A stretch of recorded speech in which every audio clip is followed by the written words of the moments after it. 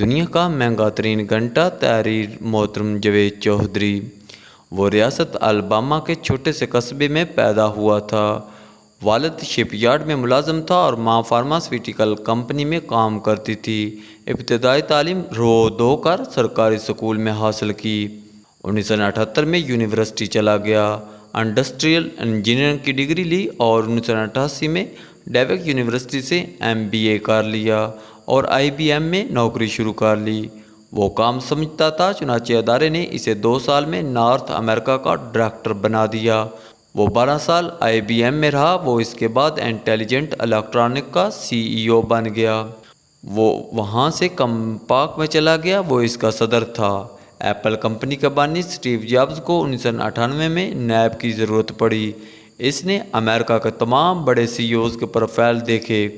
وہ ٹیم کی گروتھ سے متاثر ہوا اور اس نے اسے نوکری کی پیشکش کر دی۔ یہ نوکری کسی اعزاز سے کم نہیں تھی۔ ٹیم نے ایپل کمپنی جوائن کر لی۔ وہ جلد ہی کمپنی کا سینئر وائس پریزیڈنٹ بن گیا۔ اسٹیو جابز اس پر بھی انتہا اعتماد کرتا تھا۔ ٹیم بولڈ فیصلے کرتا تھا۔ ایپل کو اس کے فیصلوں کی وجہ سے شروع میں نقصان ہوا، لیکن یہ فیصلے بہت جلد درست ثابت ہوئے۔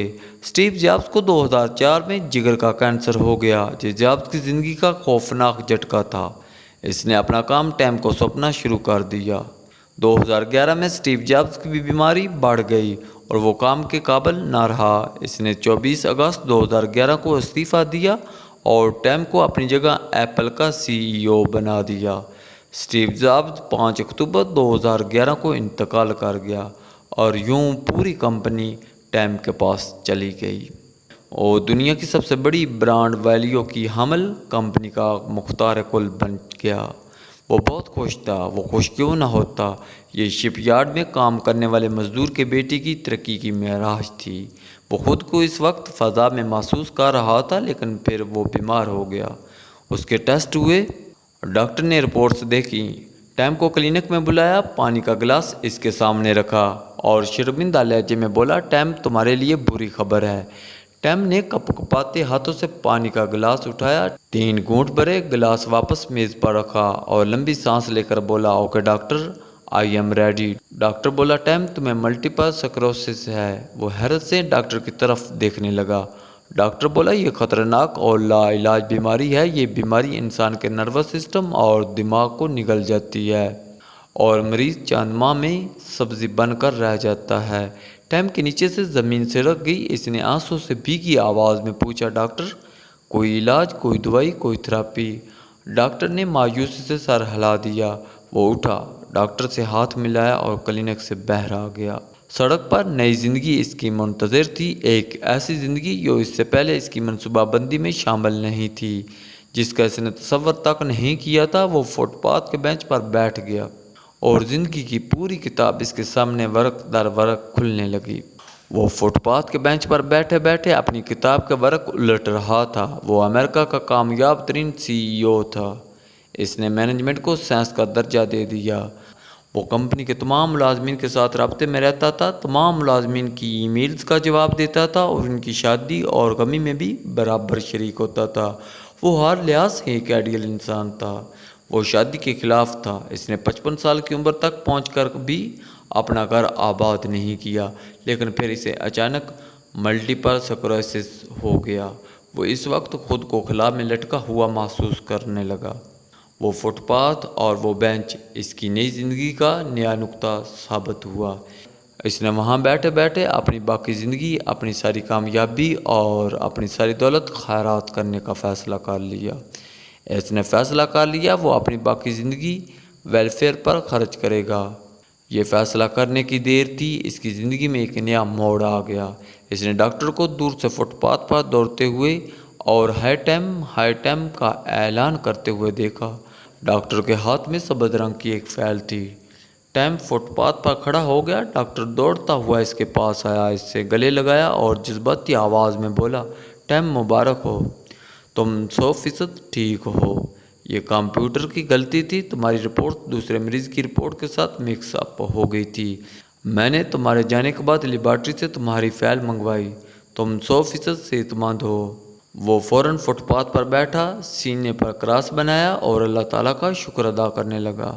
وہ اٹھا، اس نے ڈاکٹر کا شکریہ ادا کیا اور ڈاکٹر کی بری خبر اور پھر خوشخبری کو قدرت کا اشارہ سمجھ کر اپنے فیصلے پر قائم رہنے کا فیصلہ کیا۔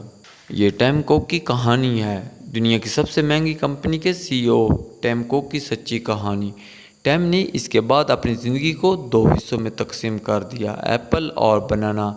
ایپل اس کی پروفیشنل لائف ہے اور بنانا اس کا چیریٹی ورک۔ ٹیم کوک نے چیریٹی ورک کے لیے ایک دلچسپ طریقہ ایجاد کیا۔ یہ طریقہ اس کی ذات کی طرح انوکھا ہے۔ یہ اپنی دولت اللہ کی راہ میں خرچ کرنے کے ساتھ ساتھ سال میں اپنی زندگی کا 1 گھنٹہ نیلام کرتا ہے۔ یہ دنیا میں سب سے زیادہ بولی دینے والے شخص کے ساتھ لنچ کرتا ہے، تصویریں اترواتا ہے اور اسے اپنا دوست ڈکلیئر کرتا ہے۔ ٹیم نے اس کا اعلان 2012 میں کیا۔ 2013 میں پہلی بولی لگی۔ 2013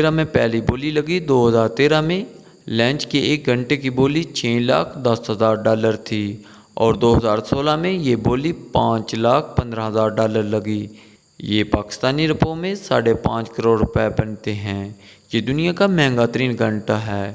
ٹیم کوک اس گھنٹے میں کامیاب بولندہ کے ساتھ لنچ کرتا ہے، تصویریں اترواتا ہے، اسے آٹوگراف دیتا ہے، اسے اپنا بیسٹ فرینڈ ڈکلیئر کرتا ہے اور اسے ایپل کی نئی پروڈکٹ کی لانچ کے 2 پاس جاری کرتا ہے۔ بولی کی یہ رقم براہ راست ملک کے مختلف چیریٹی اداروں کو چلی جاتی ہے۔ یہ بہت اچھا آئیڈیا ہے۔ یہ آئیڈیا امریکہ میں تیزی سے مشہور ہو رہا ہے۔ ٹیم کوک نے چند دن قبل امریکہ کے تمام کامیاب سی ای اوز اور ہالی ووڈ کے بڑے اداکاروں، موسیقاروں، مصوروں اور رائٹرز کو گھنٹے گروپ بنانے اور یہ تکنیک استعمال کرنے کی دعوت دی۔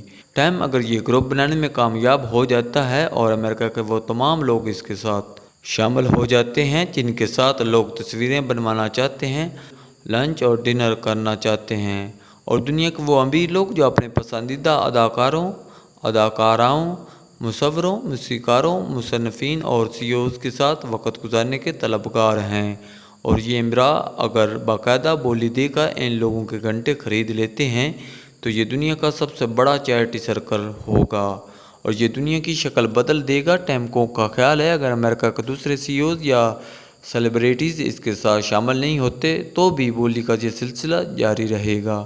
یہ گھنٹے بھی بڑھاتا رہے گا۔ یہ شروع میں سال میں صرف 1 گھنٹہ بچے گا، پھر 2، 3 اور 10 گھنٹوں تک جائے گا اور آخر میں پوری زندگی نیلام کر دے گا۔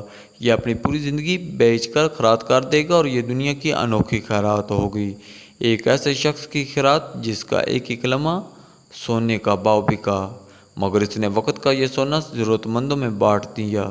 امریکہ کے مختلف خیراتی ادارے دن رات ٹیم کوک کے لیے دعا کرتے ہیں، لیکن ٹیم کوک روز صبح، دوپہر اور شام کو اس کمپیوٹر کو دعا دیتا ہے جس کی غلطی نے اس کی زندگی کی سمت درست کر دی، جس نے دنیا کی مادیت میں بھٹکتے انسان کو سیدھا راستہ دکھا دیا۔